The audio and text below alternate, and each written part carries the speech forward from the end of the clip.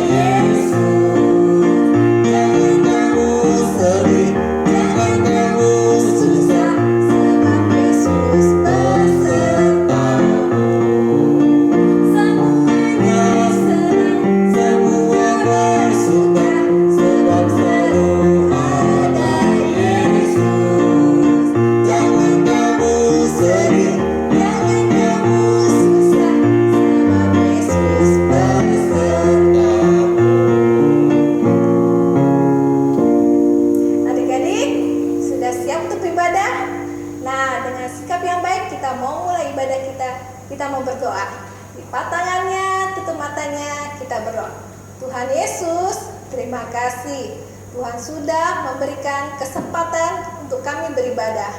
Tuhan, pimpin ibadah kami dari awal hingga akhirnya. Engkau yang mau supaya kami menjadi anak Tuhan yang mengerti, memahami penderitaan Tuhan Yesus di kayu salib. Dalam nama Tuhan Yesus kami berdoa. Amin. Adik-adik, ada yang tahu ini hari apa? Kenapa kita beribadah hari ini ya? Wah, hari ini adalah hari Jumat Agung. Hari ini kita beribadah untuk memperingati pengorbanan Tuhan Yesus yang mati di kayu salib. Adik-adik tahu mengapa Tuhan Yesus mau berkorban untuk kita? Kenapa Tuhan Yesus mau menebus dosa kita semua? Karena Tuhan Yesus sayang kita. Dia mau menggantikan kita mati di atas kayu salib untuk menebus dosa kita. Dari adik-adik kita mau menyanyikan lagu Yesus disalibkan karena cintanya.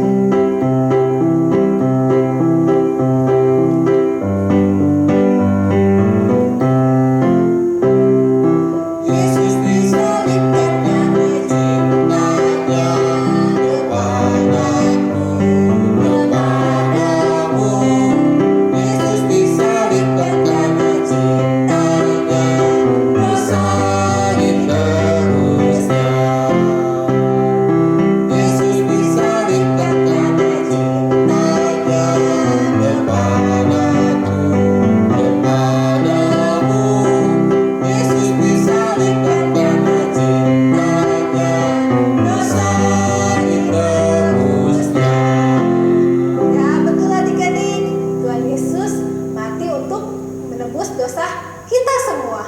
Tetapi hanya Tuhan Yesus mau supaya kita percaya. Barang siapa yang percaya kepadanya, maka akan memperoleh keselamatan. Nah, adik-adik sudah percaya kepada Tuhan Yesus? Nah, sebelum mendengarkan firman Tuhan, kita menyanyikan lagu Ku Percaya Pada Yesus.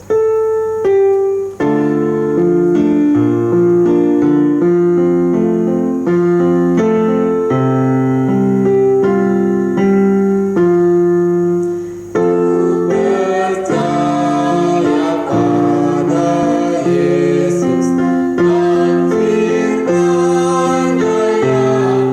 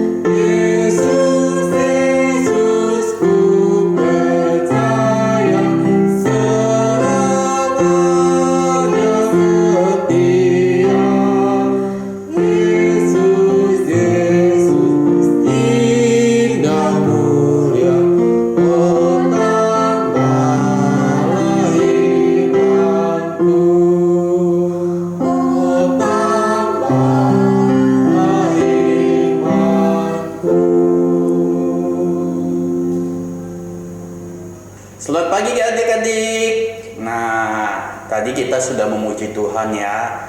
Nah, sebelumnya kita mau mendengar, sebentar lagi kita akan mendengar firman Tuhan. Sebelum mendengarkan firman Tuhan, kita mau membaca firman Tuhan ya. Kita mau membuka Alkitab kita dari kitab Matius 27 ayat 33 sampai 37 ya. Lose bantu baca untuk kalian, dengarkan baik-baik ya. Matius 27 ayat 33. Maka sampailah mereka di suatu tempat yang bernama Golgota, artinya tempat tengkorak. Lalu mereka memberi dia minum anggur bercampur empedu. Setelah ia mengecapnya, ia lalu mau meminumnya. Sesudah menyalibkan dia, mereka membagi-bagikan pakaiannya dengan membuang undi. Lalu mereka duduk di situ menjaga dia, dan di atas kepalanya terpasang tulisan yang menyebut alasan mengapa ia dihukum. Inilah Yesus, Raja orang Yahudi. Adik-adik, sebelum kita mendengar firman Tuhan, mari kita satu dalam doa. Allah Bapa kami berada dalam kerajaan surga, terima kasih Bapa untuk kasih dan anugerah-Mu kepada kami. Kami pada hari ini boleh bersama-sama datang ke hadirat-Mu Bapa untuk merasakan begitu besar kasih-Mu kepada kami, di mana Engkau mau mati untuk kami. Bapa, ajar kami untuk diam mendengarkan firman-Mu. Hanya di dalam nama Tuhan Yesus kami berdoa. Haleluya. Amin. Nah, adik-adik, kita barusan mendengarkan firman Tuhan ya, bagaimana Yesus dijatuhi hukuman padahal dia tidak melakukan kesalahan. Nah, Yesus dihukum mati, tapi setelah dicari kesalahan nggak ada kesalahannya. Nah, pada hari ini kita mau menyaksikan ya bagaimana kasih Yesus untuk kita ya, mengasihi kita sebagai umat manusia dan untuk menebus dosa kita ya. Di situ walaupun Yesus mati, hukum salib itu dibilang pada saat itu adalah hukum yang paling ya sangat buruk ya, dibilang itu terhina ya. Dia mati dengan telanjang dan dia di atas kayu salib diolok-olok. Nah, sebentar lagi kita mau tahu gimana sih Tuhan Yesus di atas kayu salib, apa yang dia pikirkan, apa yang dia lakukan ya. Sebentar lagi kita akan mendengarkan panggung boneka. Yuk adik-adik, duduk yang rapi, kita mau mendengarkan panggung boneka. Yuk silakan. Setelah Yesus dijatuhi hukuman mati dengan cara disalibkan, maka ia dibawa oleh serdadu-serdadu wali negeri ke gedung pengadilan. Lalu seluruh pasukan berkumpul sekeliling Yesus. Yesus dipakaikan jubah ungu dan sebuah mahkota duri ditaruhnya di atas kepalanya. Lalu mereka memberikan dia sebatang buluh di tangan kanannya, dan mereka mengolok-ngolok dia. Salam, hai Raja orang Yahudi. Karena kamu raja, maka kamu pakai baju ungu, mahkota, dan membawa tongkat raja.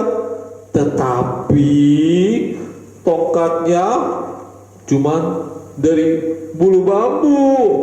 Terus mahkotanya cuman mahkota duri. Kamu berani mengaku raja? Nih, aku pukul. Ayo cepat. Aduh, kita ditunggu. Kita bawa dia. Mari kita salibkan dia. Lihat, ada orang lewat. Sepertinya dia cukup kuat untuk memikul salib. Karena Yesus ini sudah dari semalam disidang. Dia sudah lemah. Hei kamu. Iya kamu. Sini. Kamu pikul salib ini dan bawa sampai ke Golgota.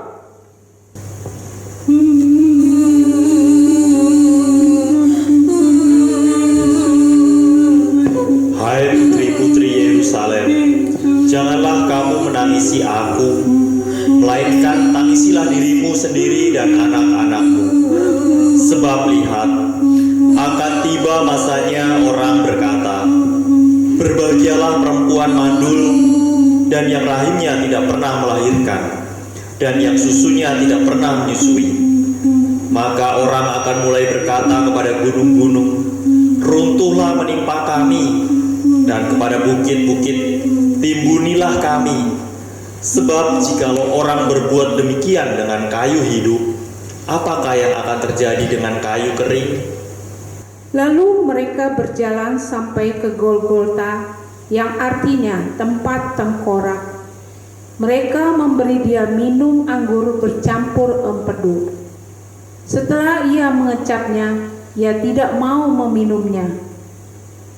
Sesudah menyalibkan Yesus, mereka membagi-bagikan pakaiannya dengan membuang undi. Lalu mereka duduk di situ menjaga dia. Dan di atas kepalanya terpasang tulisan yang menyebutkan alasan mengapa ia dihukum. Inilah Yesus, Raja orang Yahudi. Dan bersama-sama dengan dia disalibkan 2 orang penyamun.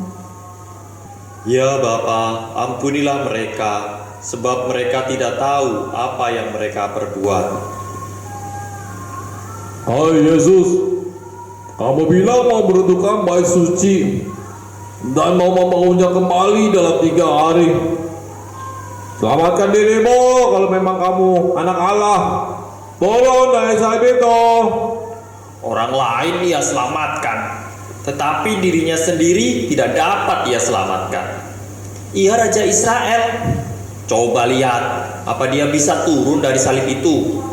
Kalau bisa, barulah kami akan percaya kepadanya. Ia menaruh harapannya pada Allah. Baiklah Allah menyelamatkan dia. Jikalau Allah berkenan kepadanya, katanya anak Allah. Apakah engkau, Yesus, yang adalah juru selamat? Selamatkanlah dirimu dan kami juga. Jangan bicara sembarangan. Apakah kamu tidak takut sama Tuhan? Kita berdua mendapat hukuman yang pantas karena kejahatan kita. Tapi orang ini, dia tidak bersalah. Yesus, ingatlah akan aku apabila engkau datang sebagai Raja. Aku berkata kepadamu, sesungguhnya hari ini juga engkau akan ada bersama-sama dengan aku di dalam Firdaus. Di dekat salib Yesus berdiri ibunya dan saudara ibunya, Maria istri Kleopas dan Maria Magdalena, serta murid yang ia kasihi.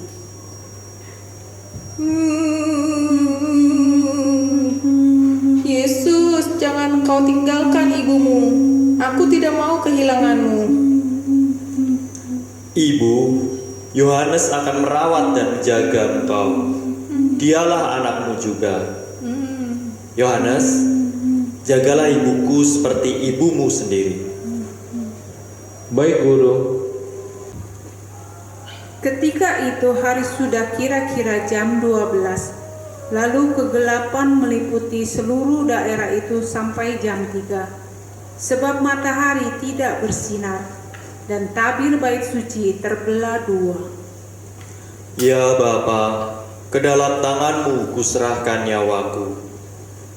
Sungguh orang ini adalah orang benar. Dia tidak bersalah. Bahkan Allah pun berduka untuknya. Setelah Yesus menyerahkan nyawanya, dia pun meninggal. Orang-orang menjadi sedih dan memukul-mukul diri sendiri. Para perempuan dan para pengikut Yesus lainnya melihat matinya Yesus dari jauh. Mayat Yesus diminta oleh Yusuf Arimatea. Dia adalah pengikut Yesus dan seorang anggota majelis besar yang baik dan benar.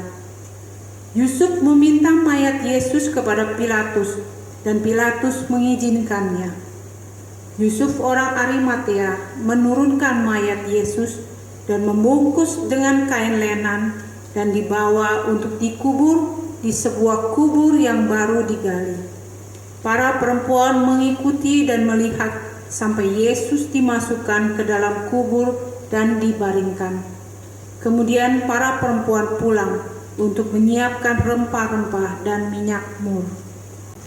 Halo adik-adik, gimana cerita panggung bonekanya? Seru kan? Wah, menggugah, memeras kesedihan kita ya. Air mata kita melihat betapa Tuhan Yesus sangat mengasihi kita. Dia mau mati untuk kita. Ya, kita sudah melihat Yesus itu seharusnya bisa aja sih kalau mau itu nggak mau disalibkan turun. Tapi tugas dia dari Bapa tidak akan selesai. Tugas dia turun ke dunia ini cuma satu, untuk menebus kita, setiap manusia. Ya, kita ini sebetulnya nggak layak ditebus sama Tuhan. Kenapa? Hukum dosa ialah apa? Benar, hukum akibat dosa atau hukuman dosa ialah maut. Jadi sebetulnya kita semua nih, lause, adik-adik, mama, papa, ataupun orang-orang semua yang hidup di dunia ini akan binasa. Kenapa? Karena kita semua ini orang berdosa. Ya, tapi karena Yesus mencintai kita, mengasihi kita, Dia mau mati di kayu salib, mau mati terhina.